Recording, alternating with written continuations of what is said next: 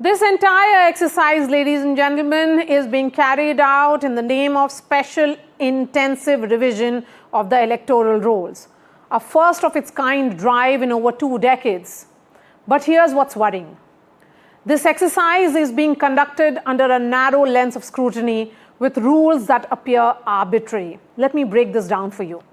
First question, why now?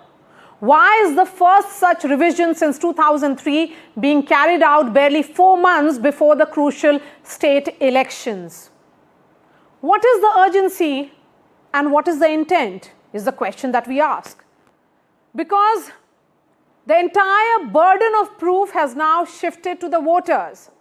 Voters whose names do not feature in the 2003 list are now being asked to furnish proof of birth and citizenship. Why should ordinary citizens prove their right to vote all over again? Remember, they just voted in the Lok Sabha polls that were held a few months ago.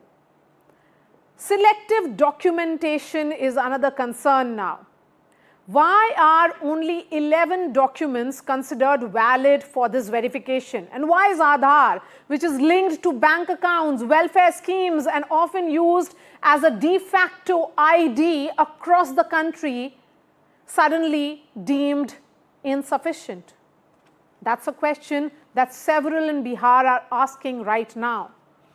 And what is evident is that a state which has perhaps one of the highest rates of out-migration in the country, this is going to be seen as a blow to the migrant workers, because has the Election Commission made any logistical provisions to ensure migrant workers who are away from their home are not arbitrarily excluded?